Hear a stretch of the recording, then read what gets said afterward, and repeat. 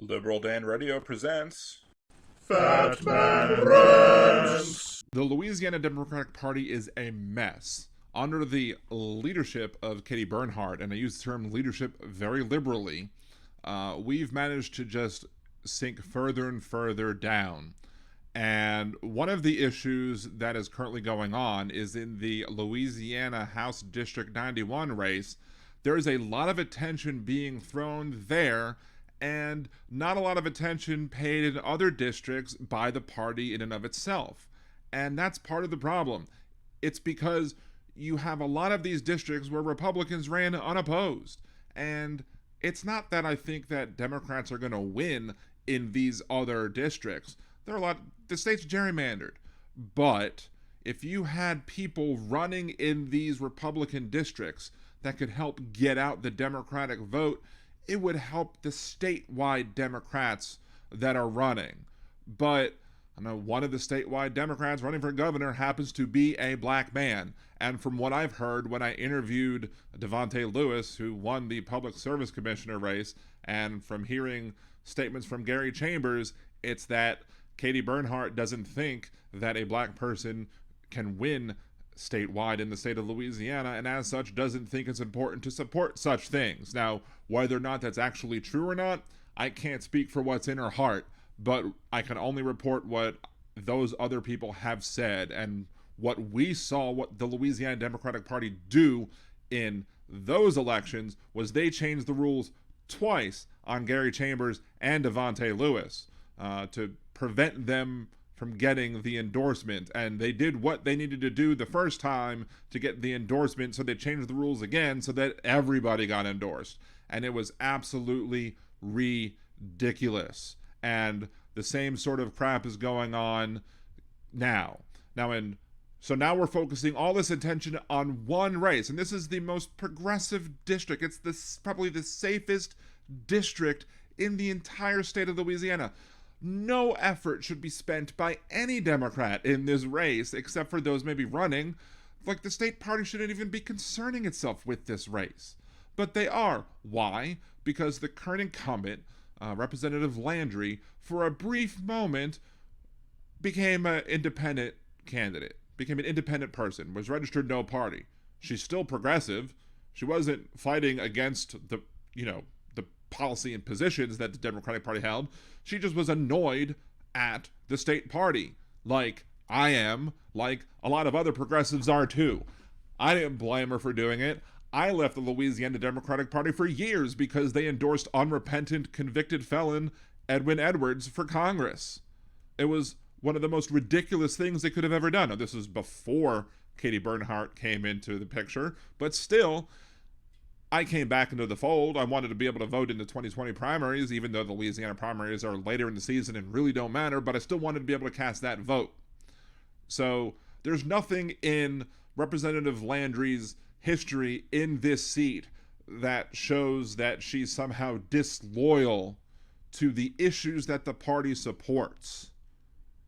But because she was annoyed that the party went against her in a special election for a state Senate race, the party now has to come down and smash her, apparently, for her supposed disloyalty. And that's part of the problem, is that they're taking offense. They're all sad and crying over the fact that she was disloyal to the party, so Landry must be punished. The good Landry must be punished, instead of spending time and money and effort and focus fighting against the bad Landry that's running for governor. That's part of the problem. So what's the other part of the problem? There's a lot of speculation that Katie Bernhardt is backing one of the challengers in the District 91 race, Madison O'Malley. Relative newcomer. No one really knows, what her position was beforehand. She's new to the district, and that's fine. You could be new to the district and run. It's fine. I'm not necessarily begrudging somebody moving to a district and running. I mean, that's up to the district to figure out for themselves if somebody who is new to the district can represent them as opposed to somebody who's lived in the district for a while. But that's not the issue. The other issue here with Madison O'Malley is, why is the party apparatus supporting Madison O'Malley against the incumbent? Why is so much effort being spent here? And why are there so many questionable things going on in this election? Let's talk about some of the questionable things that have gone down. First of all, there was a debate that went on one of the local news stations. And in that debate, it was suggested by the incumbent that when she lived in Ohio, that Madison O'Malley was a registered Republican. Madison O'Malley said, I never registered Republican. That's not how it works. Well, I looked it up. In Ohio, you don't specifically go register as a Republican or a Democrat. But when you go vote in a party primary, the state will register you as a member of that party. So, it's clearly on the record that Madison O'Malley, when she lived in Ohio, voted in a Republican primary and as such was registered as a Republican at that time. That's how it works in Ohio.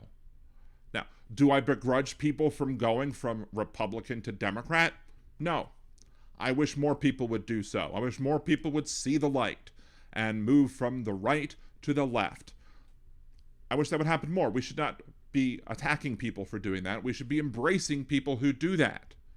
The problem is that in that interview, instead of embracing that she did that and say, yes, this is what happened, and as I've matured, I've decided that the Democratic Party, leftist progressive ideas, more fit with my moral character, and as such, that's why I am now a Democrat.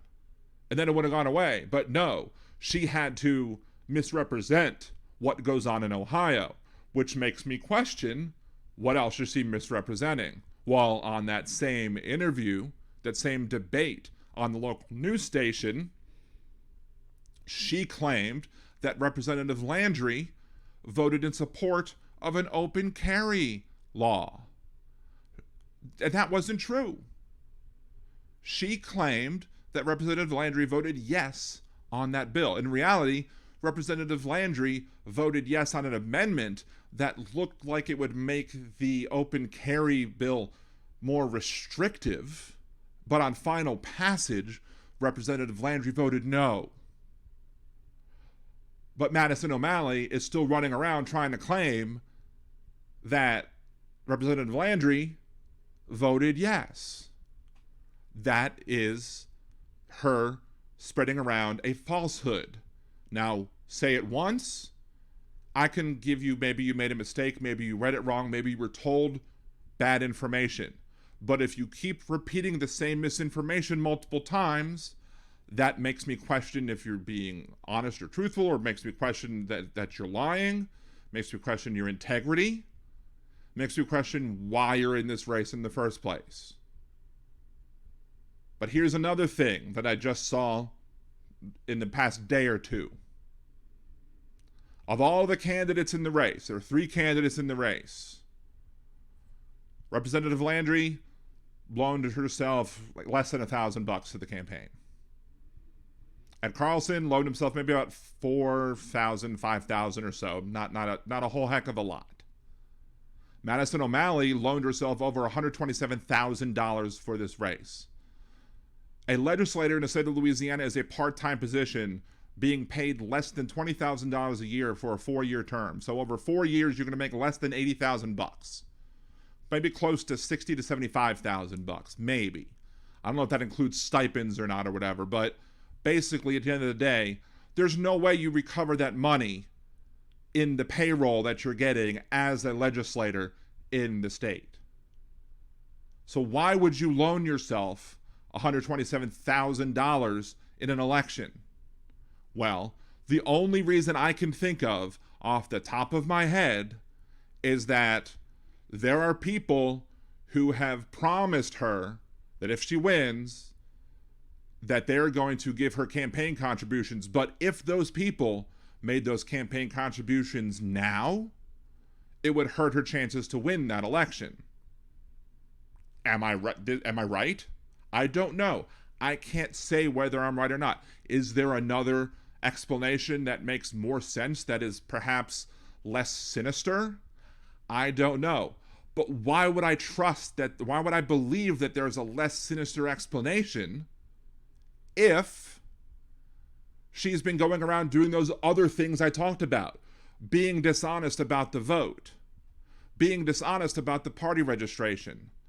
If she's going around spreading falsehoods about her opponent, spreading falsehoods about herself in order to get elected, why am I going to think that she's not doing something nefarious with this loan, and that there's not some backers in the background who people in this progressive district of Louisiana wouldn't want to see donating to her campaign, promising that they're going to make these contributions after the election? Look, and I gave the invitation to Madison O'Malley to come on my podcast. I said, you are welcome to come on my podcast. This invitation was extended a while back. She backed out the last minute, but that invitation is still there. I've had Ed Carlson on my show. I've had Representative Landry on my show. So everybody has the opportunity to come on the show and state their case. So if Madison O'Malley wants to come on my show and defend the points that I've made just now, she's more than welcome to do so. And I'll be fair. I'll give her the opportunity to make the point. I'll give her the opportunity to explain where this $127,000 came from that she was able to loan to her own campaign. It can't have come from, her fiance, because that would be a gift, or that would be a contribution. That would be a loan from him because it's not joint communal assets. It's not married. If you're not married, you can't have that. Now, if I have that wrong, if they are married, I believe that they're engaged. I don't believe that they're married yet, but if not married yet, it's not joint communal assets. Therefore, you can't count that. If you would like to explain to me a less nefarious reason as to how that happened, you're more than welcome to do so. But at this point, especially because you continue to tell the lie about Representative Landry voting for open carry when she clearly voted against it, and a simple 1-minute internet search allowed me to both find it, take the screen capture, and highlight the vote, and you continue to try and back away from the fact that the state of Ohio did consider you a registered Republican, instead of just embracing it and saying, yes, I was, and then I changed my party stance because as I matured, I felt that the Republican Party was not the party for me. You could have just easily avoided these other issues, but because you have done those other two things, I have no reason to believe you have a good explanation for the $127,000 loan. But again, you want to address those issues? Come on my podcast and address them. Otherwise, I'm going to continue to think that there's nefarious reasons behind them, that you have some people waiting in the background, waiting to make contributions to your campaign to help you pay off that loan to yourself, and they're waiting to make those contributions till after the election so that the people and the voters of the district don't have to see who is really behind your campaign. And that's the way it is. So that's what the voters in District 91 need to take into consideration when they're casting their ballot. Early voting has started already. The election is next Saturday. So I'm not telling you who to vote for. I'm not telling you who not to vote for. I'm just saying there is a lot of questions out there that don't pass the smell test. And enough to make me have to do another fat man rant.